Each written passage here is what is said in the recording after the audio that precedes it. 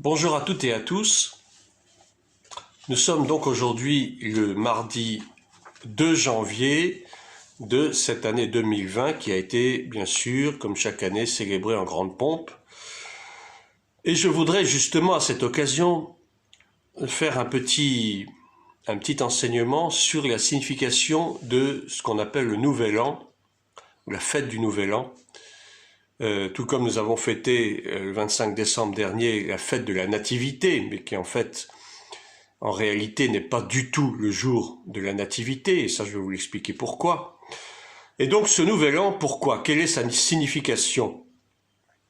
Eh bien, tout simplement, c'est une fête qui date de l'époque des druides. Les druides qui ont vécu donc à l'ancienne époque, et d'ailleurs qui existe toujours. Et ces druides, lors de du solstice d'hiver, c'est-à-dire la période qui s'étend en gros entre le 20 et le 22 décembre, parfois plus, parfois moins, ça dépend, eh bien les druides coupaient le gui, donc qui est cette plante qui poussait dans des arbres, ils coupaient le gui qui est considéré comme une plante sacrée, et ils prononçaient ces mots en langue celtique, O Gel An E. Certainement, je prononce pas très bien, mais ça veut dire que le blé germe. En fait, il ne s'agissait pas du gui, mais il s'agissait du blé. Mais il coupait le gui en prononçant cette parole. En réalité, c'était pour peut-être prononcer un oracle sur les récoltes à venir pour la nouvelle année, en souhaitant bien sûr que le blé soit abondant. On sait que le blé, c'est quand même la céréale la plus importante puisqu'elle sert à la fabrication de la farine, du pain, etc. Au Moyen-Âge, cette expression s'est transformée au gui l'an 9. Au gui l'an 9, c'est-à-dire que sous le gui, eh bien, on fête la nouvelle année. En fait, c'était des enfants qui passaient de maison en maison pour réclamer des pièces, une sorte d'aumône si vous voulez, c'était une tradition, et ils prononçaient cette phrase à chaque fois qu'ils demandaient qu'on leur donne des piécettes. Le solstice d'hiver, c'est cette période de quelques jours où le soleil, du point de vue astronomique, arrive à son plus grand éloignement du pôle nord. Et dans l'hémisphère nord, c'est-à-dire l'hémisphère où nous nous trouvons, eh bien le solstice d'hiver est en gros entre le 21 et le 23 décembre. C'est le jour où les jours commencent à rallonger. Voilà, en allant vers le printemps. Ne pas confondre le solstice avec l'équinoxe. L'équinoxe, c'est au moment où le jour et la nuit ont la même durée. Donc la fête du Nouvel An, c'est une fête qui a été instituée depuis longtemps, c'est une fête traditionnelle, mais qui n'a absolument rien de chrétien, qui n'a absolument rien de religieux. C'est une fête purement païenne et même occulte, puisqu'elle a été instituée par les druides qui sont des gens de sorciers, qui sont des gens qui pratiquent l'occultisme, et surtout qui adorent la nature et qui se sont fabriqués des tas de dieux dans la nature. C'est-à-dire que pour eux, il n'y a pas de Dieu créateur, c'est la nature qui est son propre Dieu, et l'homme, bien entendu, dans la nature, doit célébrer cette mère nature, tout comme les occultistes célèbrent la terre-mère, qu'on appelle Gaïa, et en fait, ils adorent la créature et non pas le créateur, et c'est exactement ce que dit l'apôtre Paul dans la lettre aux Romains. Il vénère la créature au lieu du créateur. Eh bien, la fête du Nouvel An, c'est exactement ça. C'est une fête où l'on adore, on vénère, on célèbre la nature et non pas le créateur qui lui a créé toute chose. Le mois de janvier, donc ce premier jour du mois de janvier que l'on célèbre, janvier vient du latin Januarius, et Januarius, c'est le dieu Janus. Vous savez que les Romains adoraient une foultitude de dieux, de faux dieux païens. Ils adoraient notamment le dieu Janus et le dieu Saturne. Et ce dieu Janus, on le représente de profil. Ce sont deux faces qui se tournent le dos, si je puis dire. Vous avez une face qui est tournée vers le passé et une face qui est tournée vers l'avenir. C'est un personnage à double face. C'est le Dieu qu'on appelle le Dieu des commencements et des fins. Il est aussi appelé le Dieu des portes, le Dieu des ouvertures. Et donc, il est fêté le 1er janvier selon le calendrier julien, c'est-à-dire le calendrier qui a été mis en place par l'empereur Jules César dans les années 40-45 de notre ère. Ce calendrier julien qui remplaçait l'ancien calendrier romain et lui-même calendrier julien qui ensuite aura été remplacé par le calendrier grégorien à la fin du XVIe siècle par le pape Grégoire XIII. Et c'est ce calendrier grégorien qui existe à notre époque, ce calendrier que vous connaissez tous, où il y a des noms de saints que l'on célèbre chaque jour, qui sont des personnages totalement obscurs et pour la plupart inconnus. Mais tout ça, ça a été inventé donc par la papauté, et c'est sur ce calendrier grégorien que nous fonctionnons.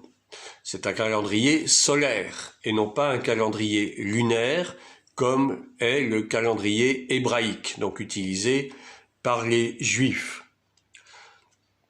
Et donc, ces dieux Janus et Saturne étaient célébrés en grande pompe lors de ces fêtes qu'on appelait les Saturnales, et qui donc justement avaient lieu à cette période du solstice d'hiver, très proche du 25 décembre, date à laquelle nous sommes censés fêter la nativité du Christ, qui en réalité n'est pas du tout né un 25 décembre, et j'en veux pour preuve quelques recherches que j'ai faites, bien entendu, que Jésus n'est certainement pas né le 25 décembre pour des tas de raisons, mais surtout lorsqu'on se base sur la date de sa mort précisément, qui est située à la Pâque de l'an 33 de notre ère, c'est-à-dire correspondant au 14 du mois de Nisan, dans le calendrier hébraïque, eh bien, ça se passait au printemps. Il est mort au printemps, et lorsqu'on remonte en arrière,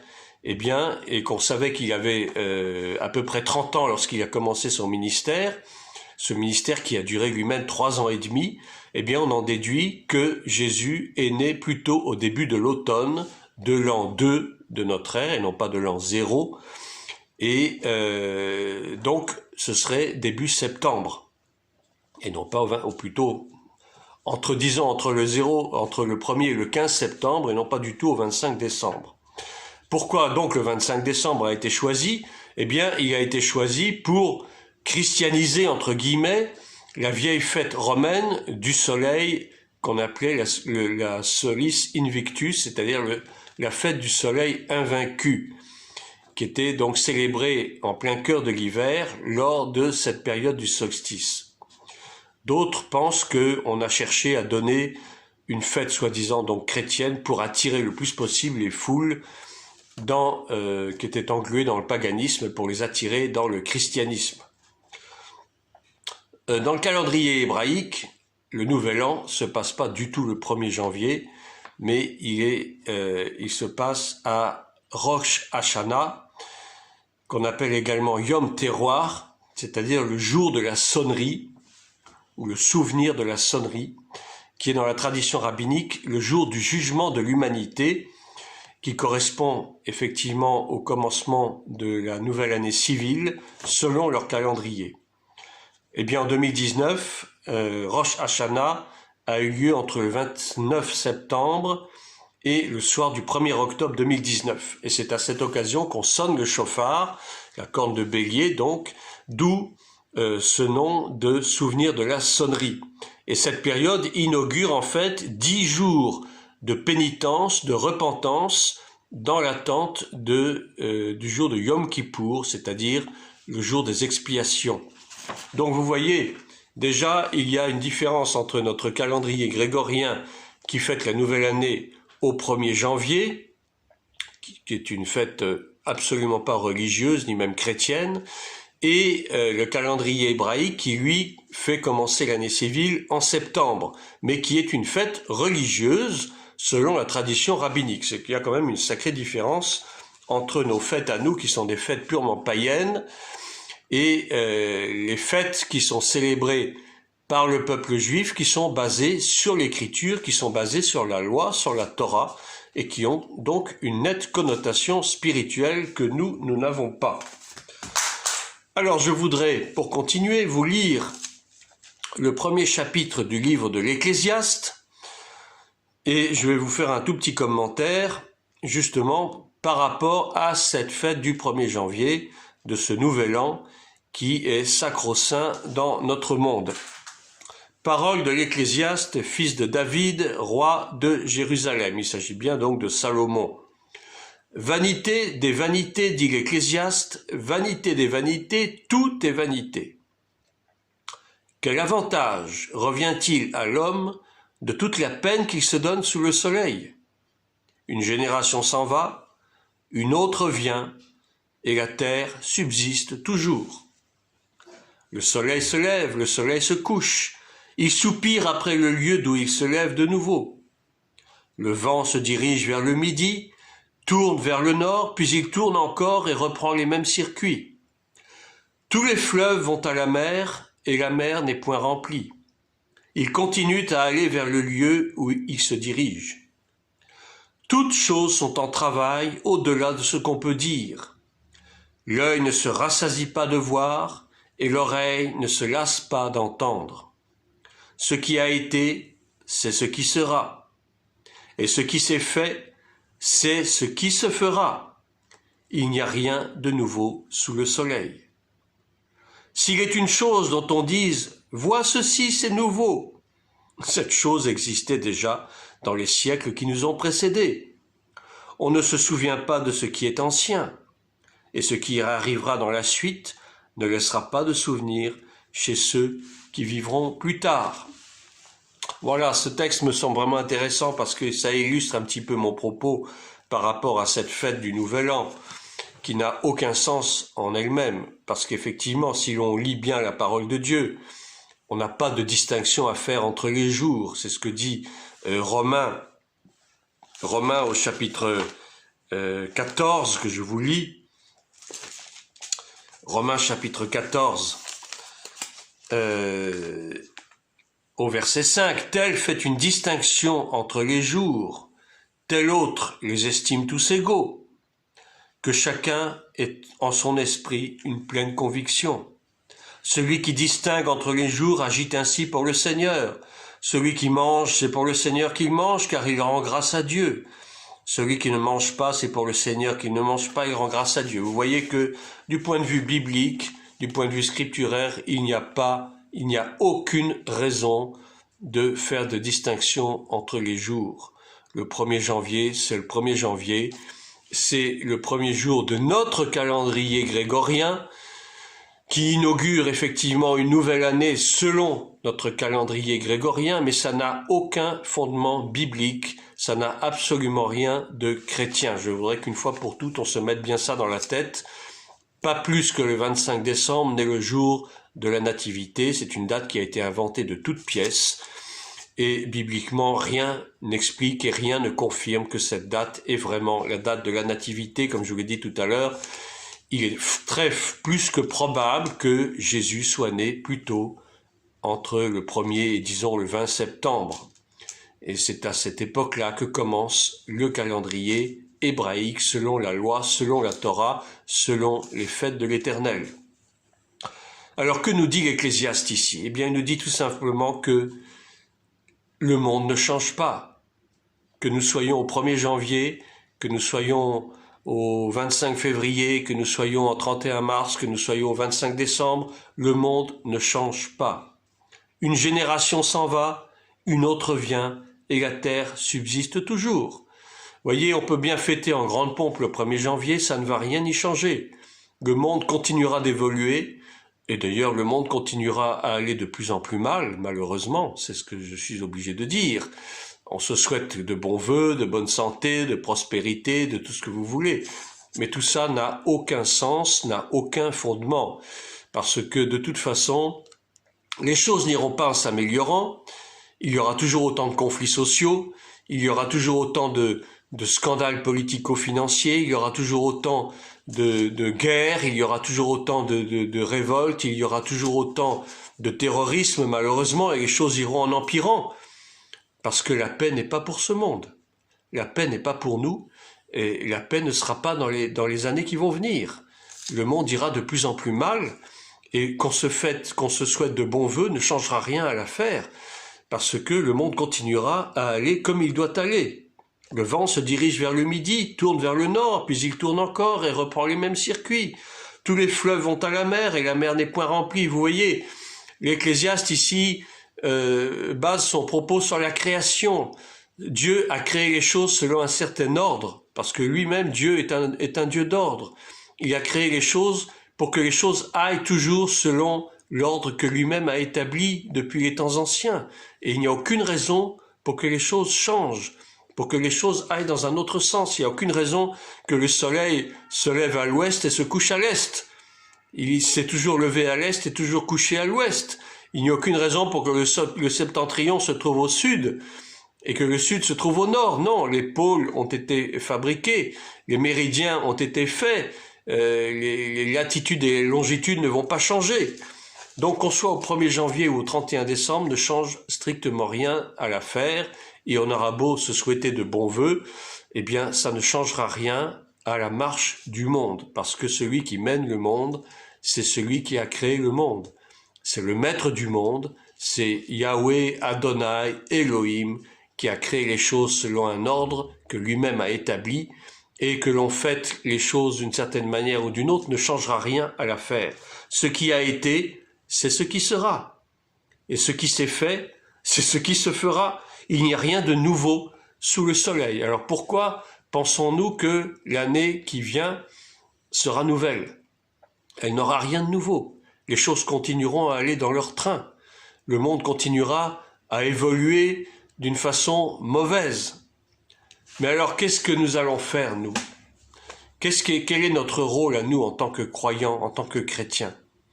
Eh bien, je dirais, si le monde ne peut pas changer, et si le monde ne changera pas, nous, par contre, nous devons changer.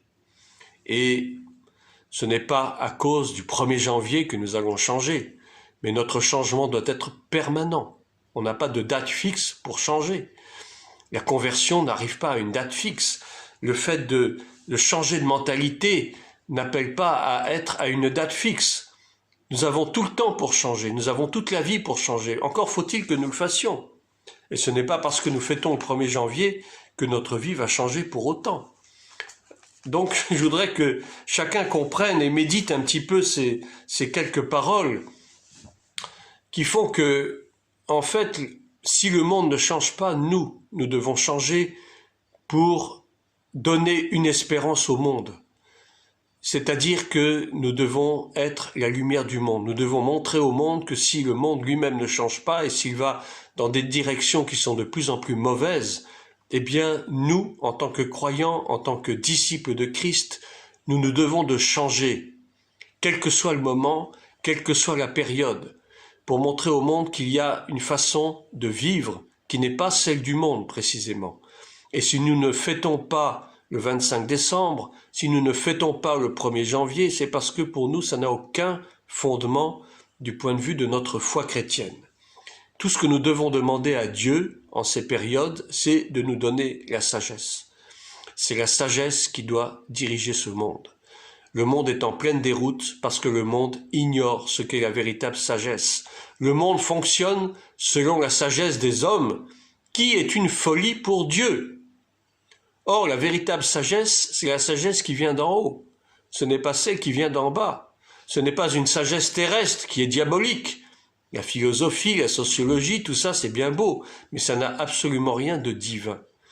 Si Dieu, en Genèse, a créé d'abord les cieux et ensuite la terre, eh bien ça prouve tout simplement que tout ce qui est céleste doit primer sur ce qui est terrestre.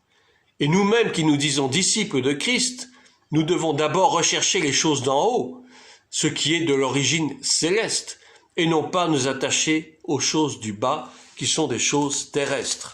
Et je vais vous lire 2 petits versets tirés du livre de Jacques. D'abord Jacques au chapitre 1. « Si quelqu'un, verset 5, si quelqu'un d'entre vous manque de sagesse, qu'il la demande à Dieu, qui donne à tous simplement et sans reproche, et elle lui sera donnée. La parole de Dieu nous dit, demandez et vous recevrez, frappez et l'on vous ouvrira.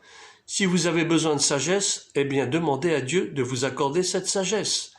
Et avec cette sagesse qu'il vous donnera, vous verrez le monde avec d'autres yeux, avec les yeux de la foi, avec des yeux spirituels et non pas avec des yeux charnels et terrestres comme le monde les voit. Ensuite, Jacques chapitre 3, plutôt, la sagesse qui vient d'en haut. Lequel d'entre vous est sage et intelligent? C'est ce que nous devrions être. Qu'il montre ses œuvres par une bonne conduite avec la douceur de la sagesse. Mais si vous avez dans votre cœur un zèle amer et un esprit de dispute, ne vous glorifiez pas et ne mentez pas contre la vérité. Cette sagesse n'est point celle qui vient d'en haut, mais elle est terrestre, charnelle, diabolique.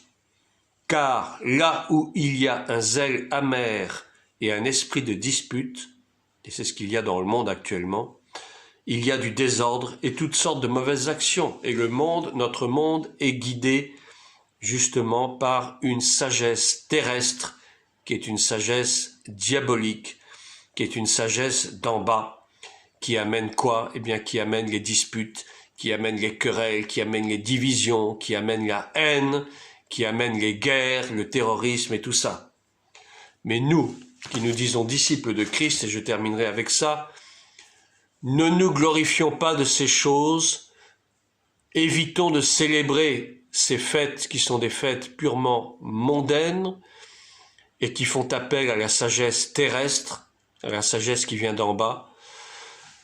Faisons des efforts pour que cette année ne soit pas une année comme les autres années que nous avons vécues, avec les mêmes habitudes, avec les mêmes pensées, avec la même mentalité. Changeons de mentalité. C'est ça la véritable métanoïa, le véritable changement que Christ nous demande.